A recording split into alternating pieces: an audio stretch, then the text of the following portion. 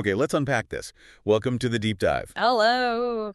Today, we're plunging into the complex, often really mysterious world of Nikola Tesla. Yeah. I mean, his name still sparks such intense debate and fascination, doesn't it? Yeah. Decades later. And honestly, it's pretty easy to see why. Exactly. We've gathered up, a whole stack of articles, research, historical documents for this deep dive. Yeah. And our mission, really, is to try and cut through all the noise, pull out the core insights from this material, and figure out just why Tesla remains such an enigmatic and, frankly, profoundly important figure long after his time. It really is a blend, isn't it? You've got the concerned history, then some truly controversial claims, and just, layers upon layers of questions that just won't go away. Definitely. So get ready, because we're looking at the birth of AC power, a sacrifice of millions of dollars. Yeah. Talk of death rays, missing government documents, and maybe even possibilities that sound, stranger than fiction. Let's start right at the beginning then. Nikola Tesla, born 1856,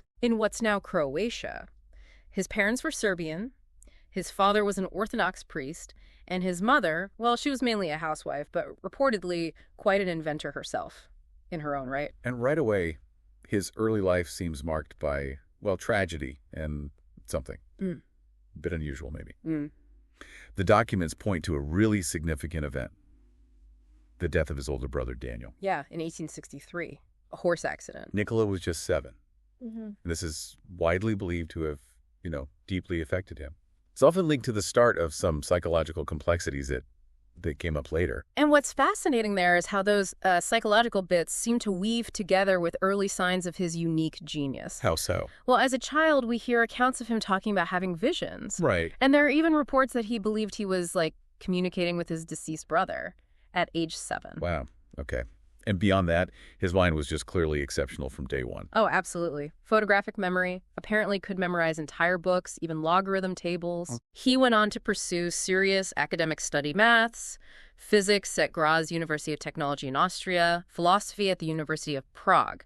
So a brilliant mind, perhaps already quite complex. A brilliant, maybe complex young mind, yeah. And that leads us pretty directly to the idea that, truly changed the world. In 1882, the concept for the alternating current motor, it just came to him. Ah, the AC motor. Yeah. And there's that almost legendary story, right? You find it in some historical accounts. The one on the sand? Yeah, claiming he first sketched the diagram for those AC electron waves right there on the sand while walking in a park. Whether that's literally true or more symbolic, it really captures that flash of insight. Well, the insight itself is the crucial part, because at the time, direct current, DC, that was the standard. That's what everything ran on. Right. Tesla wasn't just tweaking existing tech. He was envisioning a completely different way to generate and transmit power, something much, much more efficient over distance. Which inevitably brings us to Thomas Edison. The big one. Yeah. Tesla first moved to Paris in 1882, working for a company whose owner was Edison. Thomas Edison, yes. His first job. Fixing faulty DC power generators for Edison's European side of the business. Then he makes the jump to the U.S. in 1884, hired directly as an engineer at Edison's company in Manhattan. And by all accounts, he quickly impressed Edison. His ideas, his work ethic, just his sheer ingenuity. And then we get to the famous, or maybe infamous, $50,000 challenge. Right. The story goes, after a major breakdown in the DC generators, Edison reportedly offered Tesla this huge sum. Which would be like, what, over $1 million today? Easily, if he could fix and significantly improve them. And Tesla did it. He succeeded. And he really needed that money, to fund his own passion project, developing his AC motor system. Edison was apparently quite surprised he actually pulled it off. That's the report. So Tesla goes to collect the reward. And the response he supposedly got, according to the documents, was, Tesla, you don't understand American humor. Ouch. He resigned immediately. Instantly. And this research also highlights that Edison then allegedly refused to grant Tesla patents for improvements he'd made on Edison's DC systems while working there. Right. And later claimed them himself. It sort of echoes other disputes we see in history over who gets credit for inventions. It really sets a pattern, doesn't it? Yeah. Groundbreaking work, hitting resistance from, the established powers. Exactly. So Tesla, determined, goes off and founds his own company, the Tesla Electric Light Company. But it wasn't easy at first. He faced hardship, even had to take manual labor jobs for a while just to survive. You're right. while still pouring everything into perfecting that AC motor design. But eventually, he did find investors for his project. And interestingly, even back then, the sources say it had connections to ideas around renewable energy sources. And that hard work, it just paid off in this burst of innovation. Between 1887 and 1888 alone, he filed over 30 patents, just boom, boom, boom, all related to his AC system. That kind of output, you can't ignore it. Nope. He was invited to lecture at the prestigious American Institute of Electrical Engineers, the AIEE. To explain how this radical AC system actually worked. And that's where he really caught the eye of George Westinghouse. Head of the Westinghouse Company. A major player. A very major player. Westinghouse saw the future in Tesla's AC tech. He offered Tesla his own lab, licensed his AC motor patents. And suddenly, boom!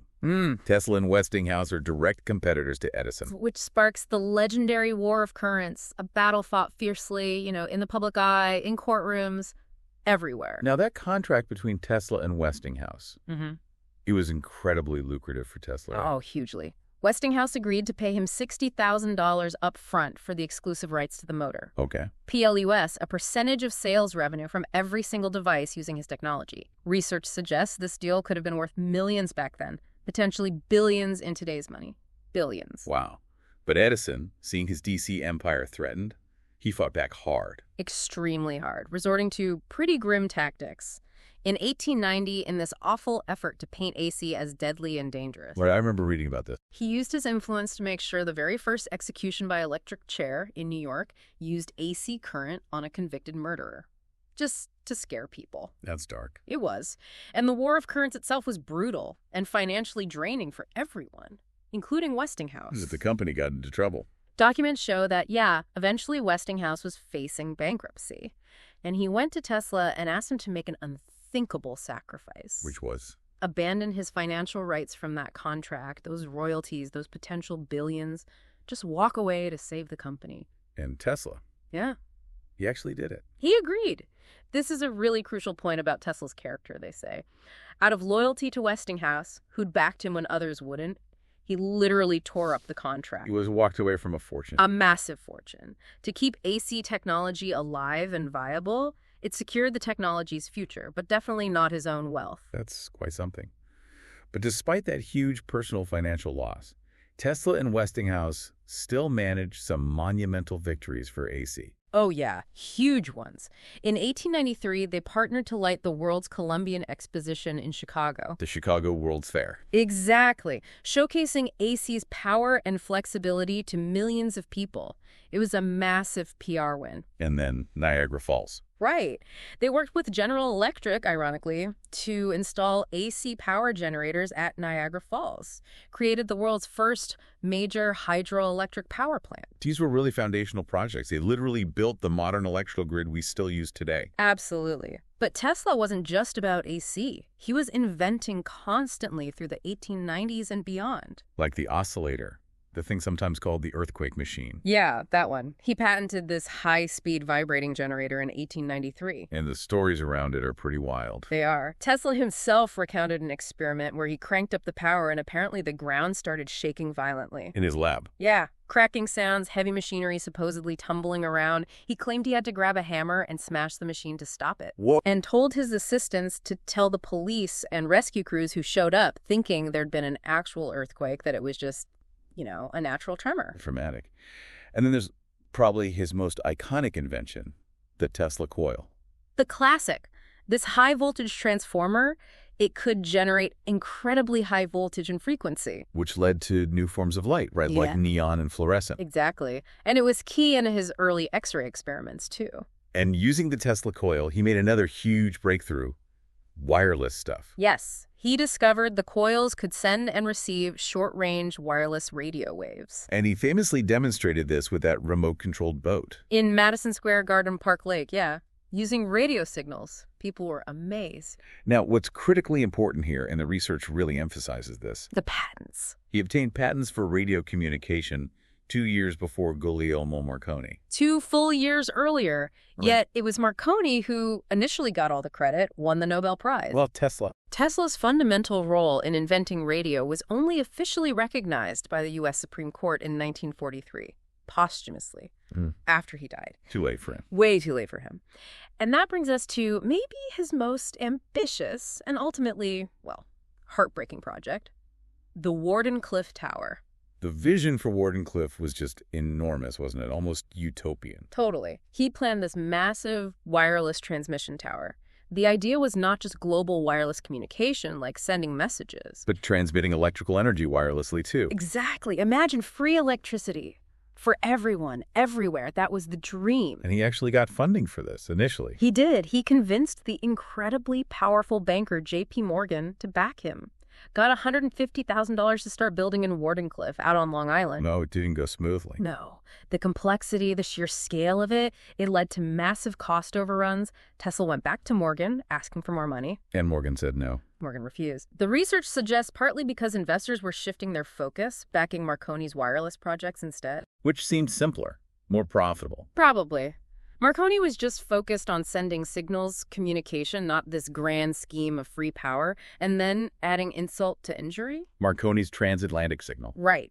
In 1901, while Wardenclyffe was struggling, Marconi successfully sent that first wireless signal across the Atlantic from England to Newfoundland. And the documents show Marconi allegedly used, 17 of Tesla's patents to do it? That's the claim backed by research, yeah. 17 of Tesla's own patented technologies. So Tesla sued. Filed numerous lawsuits challenging Marconi's patents. But initially, the court sided with Marconi. So the Wardenclyffe Tower project just died. It collapsed, unfinished. It became this stark symbol, as some historians put it, of Tesla's idealistic vision being kind of crushed by the practical, profit-driven world. And that crucial recognition for his work in radio, the Supreme Court decision, finally came in 1943.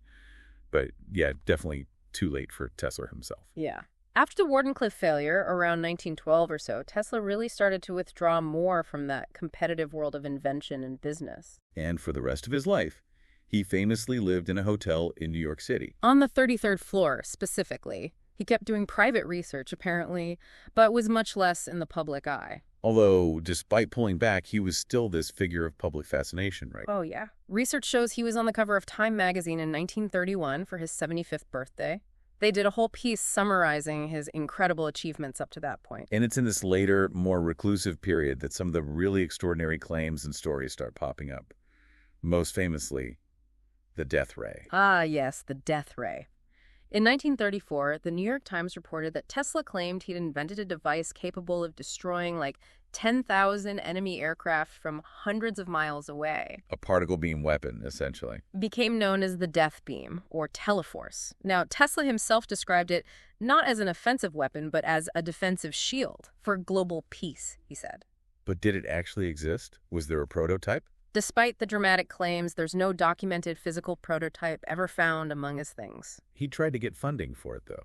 Reports say he presented plans, studies for it, to powerful figures like J.P. Morgan again. Morgan again, wow. And even the British Vice Prime Minister.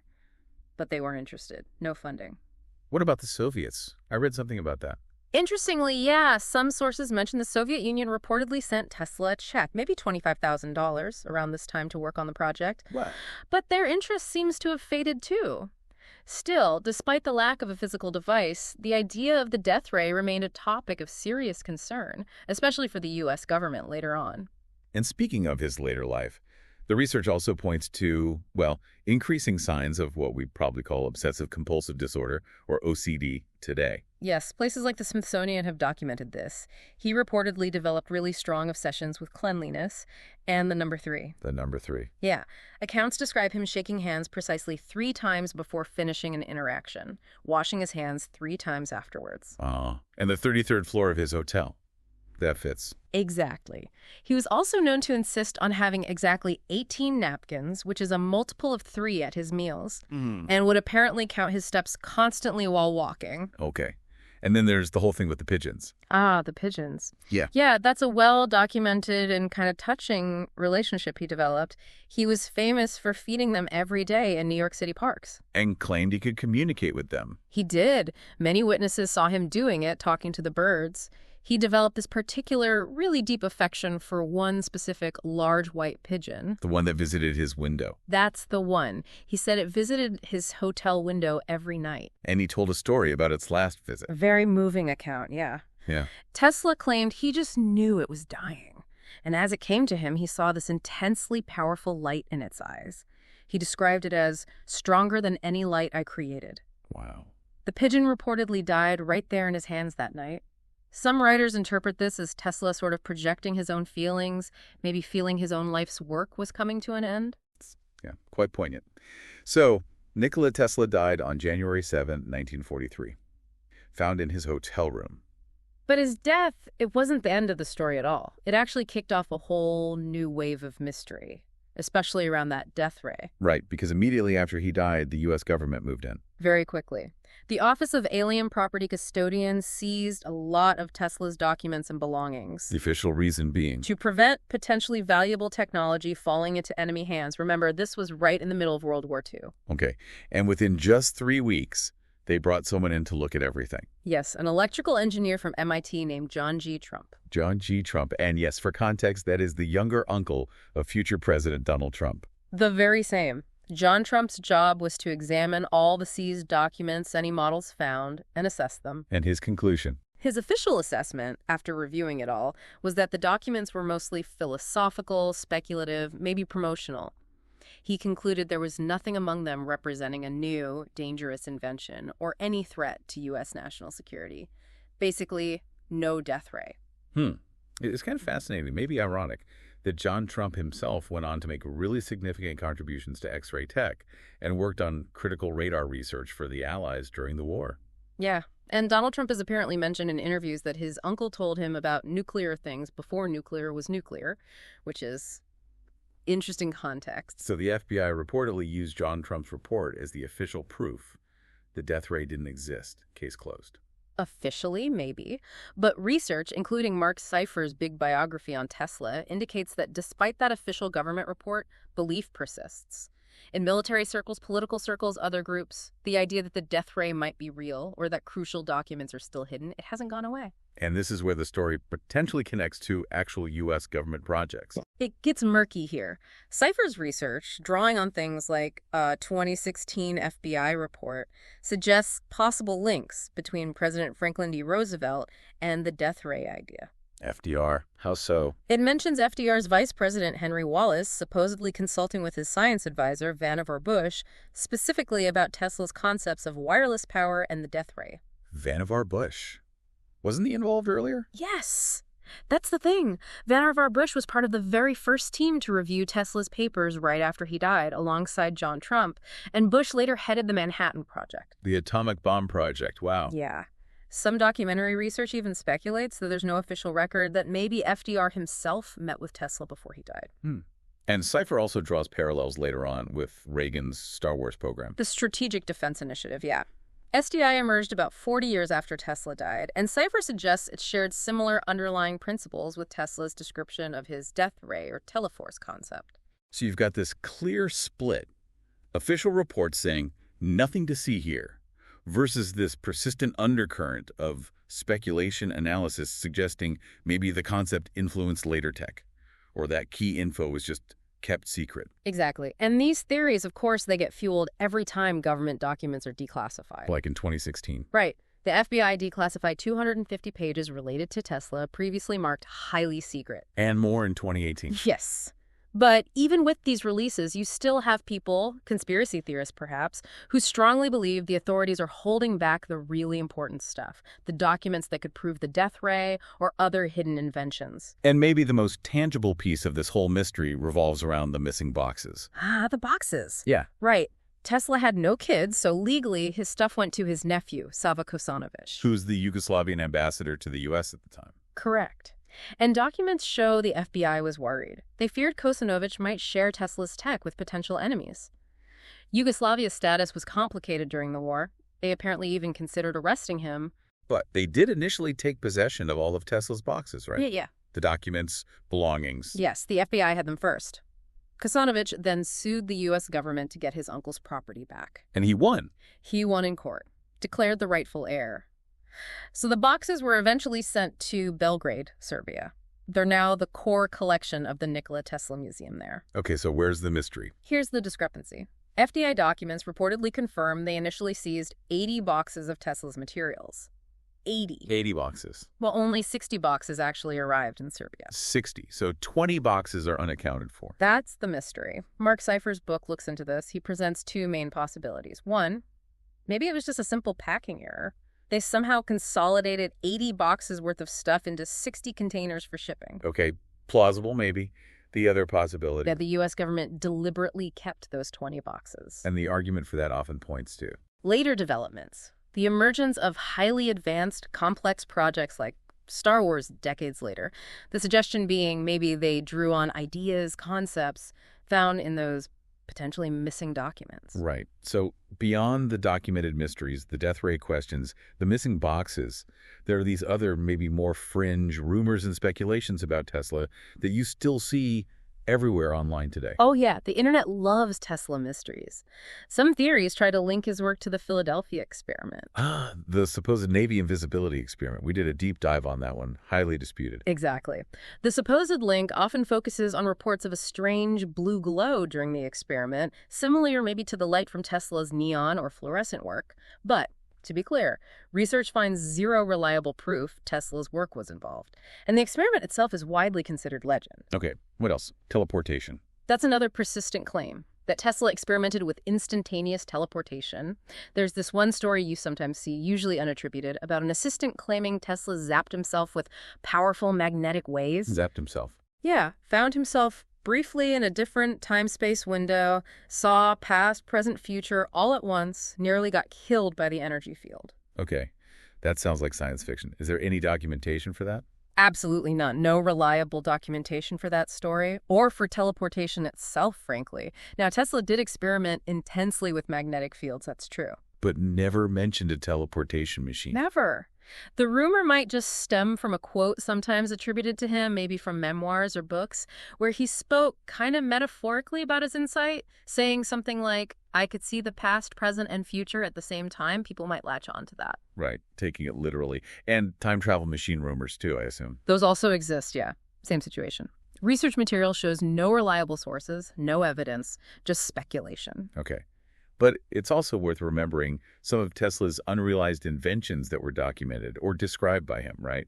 Concepts that were in his notes, patents, interviews, but just never got built. Exactly. Places like History.com, Live Science, they highlight some of these. We've already touched on a few, like the wireless power tower, the death ray concept, the earthquake machine. But there were others. Oh, yeah. There was the fascinating idea of the thought camera. Thoughts camera. He described this to a newspaper reporter back in 1933. Tesla believed that when you focused hard on a thought, it actually created a discernible image on your retina. On your eyeball. Yeah. And he envisioned a machine that could somehow read that retinal image and project it onto a screen. Essentially, make your thoughts visible. Wow. That's out there. Yeah. But kind of prescient with modern brain-reading tech. Kinda. Never built, of course. But yeah, curious links to modern research into optics and brain-computer interfaces. What else? Artificial tidal waves. That was another one. Reported by the New York World paper in 1901. It was basically a military concept. How would it work? Using radio signals to trigger massive underwater explosions way out at sea. The idea was to create these huge artificial waves, tsunamis basically, to sink enemy fleets from afar. Another concept, never built. Never constructed. And finally, after the Wardenclyffe project failed, around 1919, he talked about plans for a supersonic airship. Electric plane. Electric plane, yeah. Huh? Flying incredibly high, like 8 miles up. And incredibly fast, he theorized NYC to London in just 3 hours. How would it be powered? Wirelessly. From ground stations. That was key. It would eliminate the need for heavy fuel on board, but again, never built. Needed funding, and crucially, it relied on that foundational wireless power system that never fully materialized. So when you step back and look at the whole picture, the towering achievements, the really painful financial setbacks, the documented eccentricities, and this persistent cloud of mystery, it's just so clear why Tesla remains such a compelling figure. Absolutely. Despite dying relatively poor, despite seeing others like Edison and Marconi initially get credit for technologies he fundamentally pioneered, Tesla's impact is just undeniable. His ideas, especially AC electricity wireless communication, they're literally the bedrock of our modern world. They're in almost every single electrical device, every home, every building around you. It's his legacy. He continues to inspire scientists, engineers today. But yeah, that enigmatic side, the controversies, the lingering questions about what else he might have dreamed up, or what might still be hidden, that persists too. So let's just quickly recap the key mysteries we've touched on in this deep dive. There's the incredible concept of the death ray, teleforce, and the questions around whether it was real or just plans. Then the mystery of those potentially missing 20 boxes of documents out of the 80 the FBI seized. Where did they go? Or were they just packed differently? Right. And the more fringe rumors, teleportation, time travel, alongside his fascinating, documented but unrealized inventions like the thought camera or the supersonic airship. It's a story with clear, confirmed history, huge achievements, but also one where parts are fiercely debated claims, theories fueled by the evidence we do have. And maybe fueled even more by the evidence that might be missing. Exactly. Which leaves us with a final, thought-provoking question for you, the listener, to consider based on all this. If those most incredible, almost sci-fi rumored inventions attributed to Tesla, the death ray, maybe even wilder things, were somehow real, and if those potentially missing documents were suddenly brought into the light, would our world fundamentally change? Would that line between what we think of as fiction and what we know as reality, would it suddenly blur? It's definitely worth thinking about the sheer potential, hidden or lost, that might represent.